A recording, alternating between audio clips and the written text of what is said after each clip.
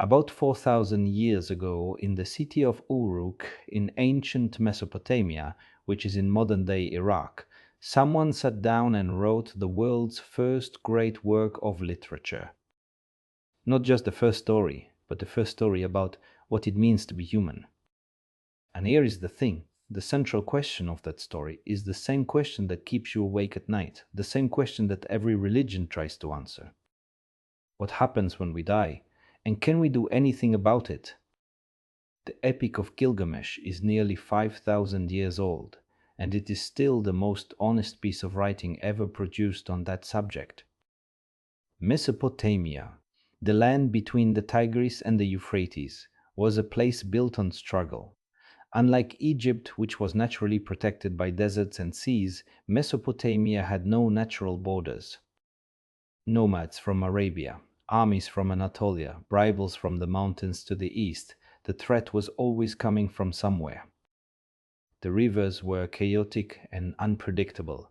They changed course. They flooded randomly. You had to fight the environment constantly just to survive.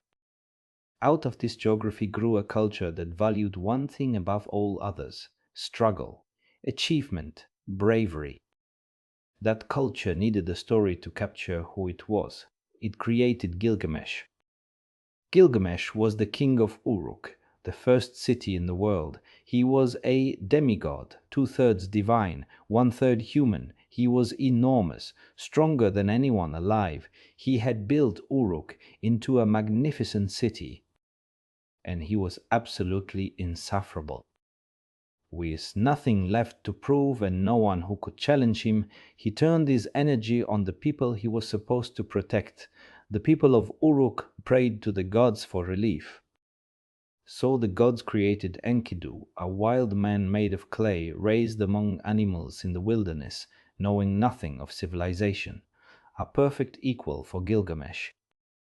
The two fought a titanic battle, and even though Gilgamesh won, he recognized in Enkidu something he had been missing his whole life: a true friend. The two became inseparable. They went on tremendous adventures together. They fought monsters. They challenged gods. Then Enkidu died. The gods had decreed it as punishment for their arrogance, and Gilgamesh was left alone with something he had never experienced before: grief. And behind the grief, the terror of what grief revealed. If Enkidu could die, Enkidu, who was strong as any living thing, then Gilgamesh could die too, and he was not ready. He was not willing. He refused. Gilgamesh abandoned his kingdom, his responsibilities, his people. He set off into the wilderness to find one man in all the world who had cheated death: Utnapishtim, the immortal. On the journey, everyone he met told him the same thing: give it up. Immortality is for the gods. You are human. Death is what makes us different from the divine. There is a tavern keeper near the edge of the world who says it most clearly. When the gods created mankind, they allotted death to mankind, but life they retained in their own keeping. As for you, Gilgamesh, let your belly be full. Make merry day and night. Gilgamesh keeps walking. He finally finds Utnapishtim, who tells him how he achieved immortality. It was a one-time gift from the gods, given after Utnapishtim survived the Great Flood, the Mesopotamian version of Noah's Ark. But that offer is gone. It was a singular moment. It will never come again.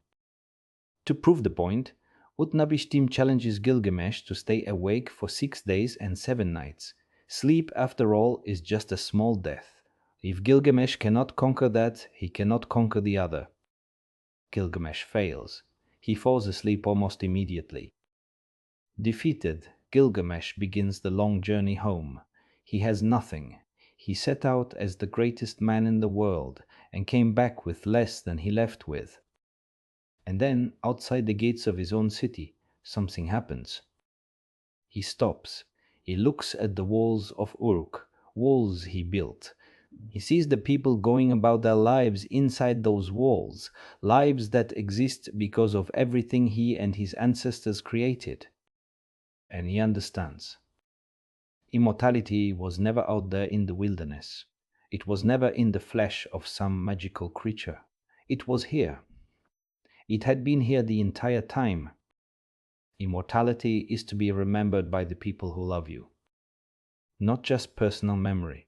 The immortality that matters is the immortality of contribution, building something that outlasts you, creating something that shapes the lives of people you will never meet. The irony the poem is pointing to is perfect. Gilgamesh went on his impossible quest for immortality and failed. But because he went, because he suffered and searched and returned changed, his story was told. It was written down on clay tablets. It was read aloud in the schools of Babylonia for centuries. It was buried in the ruins of Nineveh and dug up by British archaeologists in the 19th century. He became immortal through the quest he thought had failed.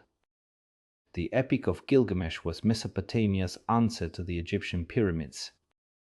The Egyptians spent unimaginable resources building monuments to make their pharaohs immortal. The pyramids were the most visible statement of that ambition. We will build something so permanent that the name inside it will survive forever. The Mesopotamians composed a counter-argument in narrative form. What kind of immortality is that? The pyramid stands, but what does it stand for? Pharaoh's vanity? True immortality, Gilgamesh's story says, comes from serving your people well enough that they remember you with love. The pharaoh will be immortal if the people thrive because of him. The first great story in human history ends not with a victory, but with a homecoming, not with the conquest of death, but with the acceptance of it. That structure, the journey that fails at its stated goal but succeeds at something deeper, is still the template for every meaningful story ever told. You are going to die, and the only way to make that mean something is to build something worth remembering. The walls are already